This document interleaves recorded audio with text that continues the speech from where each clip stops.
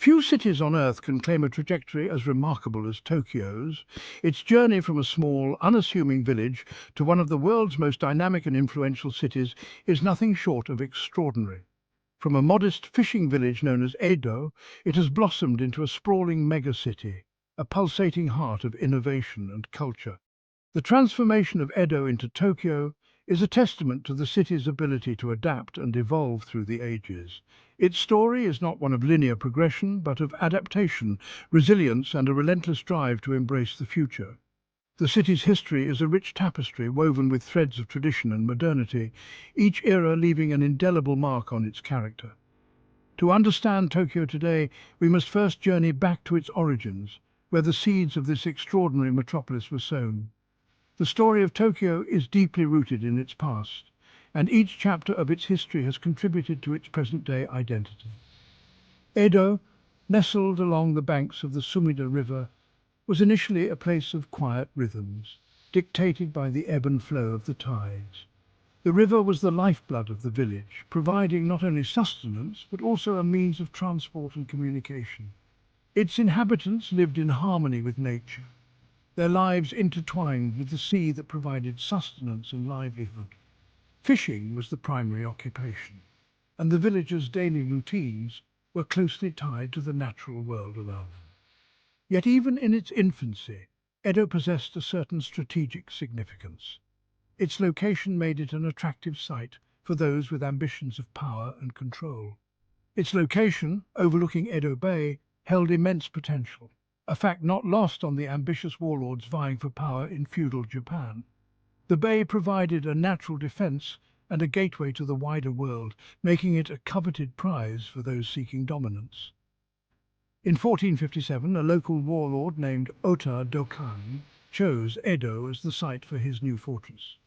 This decision was driven by the strategic advantages offered by the location, and it marked the beginning of Edo's transformation. This decision would prove to be a pivotal turning point in Edo's history, setting the stage for its transformation. The construction of the fortress attracted settlers and craftsmen, gradually changing the face of the village. Dokan's fortress, strategically positioned on a bluff overlooking the bay, marked the beginning of Edo's emergence from a humble village into a place of growing importance. The fortress became a symbol of power and stability, drawing more people to the area. Over the following century, as Japan grappled with internal strife, Edo's strategic value continued to attract attention, drawing in powerful figures who would shape its destiny. The village grew in size and significance, becoming a focal point in the region. The most significant of these figures was Tokugawa Ieyasu, a formidable warlord who would ultimately unify Japan under his rule. Ieyasu recognized the potential of Edo and chose it as the center of his new government. In 1603, Ieyasu established the Tokugawa shogunate, a feudal military government that would rule Japan for over 2.5 centuries. This period of stability and peace allowed Edo to flourish and expand. He chose Edo as his base of power, elevating the former fishing village to the status of the nation's capital. The city became the political and cultural heart of Japan, attracting scholars, artists, and merchants from all over the country. This decision marked the true beginning of Edo's meteoric rise, setting in motion a period of unprecedented growth and transformation that would lay the groundwork for the modern megacity we know today. The legacy of Edo lives on in Tokyo, a city that continues to evolve and inspire. Under the Tokugawa shogunate, Edo underwent a dramatic metamorphosis, evolving from a modest fishing village into a sprawling metropolis. No longer a sleepy fishing village, it became the bustling center of Japan's political, economic, and cultural life, a transformation that would shape the future of the entire nation. Ieyasu and his successors embarked on an ambitious program of construction and development, transforming Edo into a city of grand canals, imposing castles, and elegant gardens. These developments were not just for show, they were a testament to the shogunate's power and vision. The shogun's residence, Edo Castle, became the heart of the city, a symbol of Tokugawa power and authority. Its grandeur and strategic location underscored the shogunate's dominance, As the seat of power, Edo attracted people from all corners of Japan. The influx of diverse populations brought with it a mix of cultures, ideas, and traditions. Samurai warriors, merchants, artisans, and laborers flocked to the burgeoning city, seeking their fortune and contributing to its vibrant tapestry. Each group played a crucial role in the city's development, from the samurai who maintained order to the artisans who enriched its cultural landscape.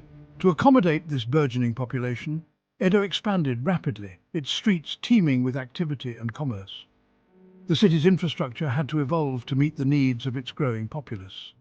The city became a melting pot of cultures and traditions, its energy palpable in its bustling markets, lively entertainment districts, and the constant hum of human activity.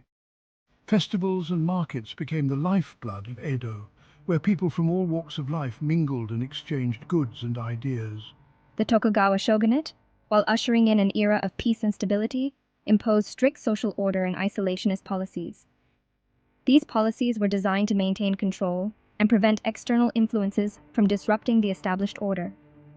Foreign contact was severely limited, and Japan remained largely closed off from the rest of the world. This isolation allowed Edo to develop a unique cultural identity, free from outside interference. Despite these restrictions, Edo flourished as a center of art, literature, and theater. The isolation fostered a rich internal culture, where traditional Japanese arts could thrive and evolve. Traditional Japanese arts like kabuki theater and ukiyo-e woodblock printing thrived, reflecting the city's unique cultural identity. These art forms became synonymous with Edo, showcasing its creativity and resilience. The Edo period, spanning over 2 centuries, laid the foundation for Tokyo's future growth. The policies and developments of this era set the stage for the city's transformation into a modern metropolis. It established the city as Japan's political and cultural heart, fostering a unique urban identity that would endure even as the winds of change swept through the nation. The legacy of Edo's development can still be seen in Tokyo's vibrant neighborhoods and cultural landmarks.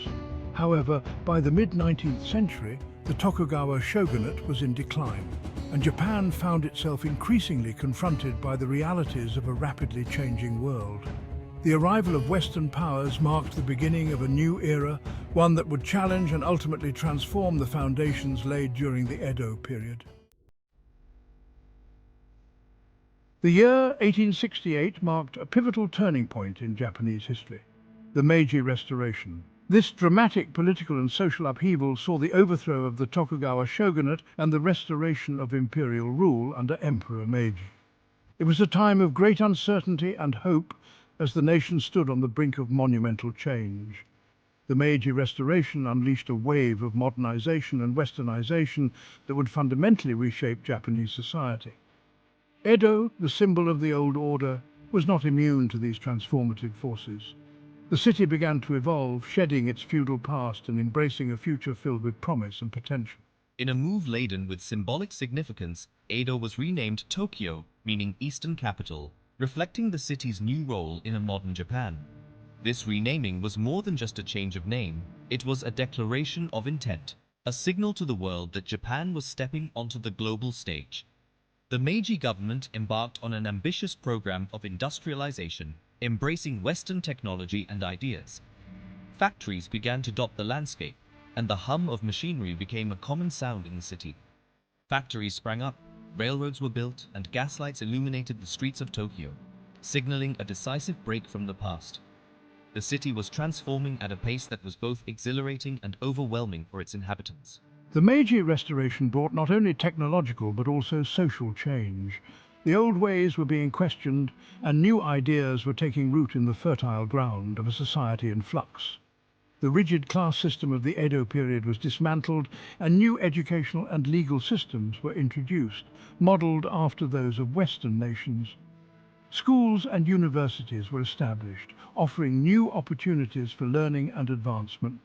Tokyo, as the nation's capital, became the epicenter of this modernization drive, attracting ambitious young people from across the country eager to participate in building a new Japan. The streets buzzed with energy and optimism as the city became a melting pot of ideas and aspirations.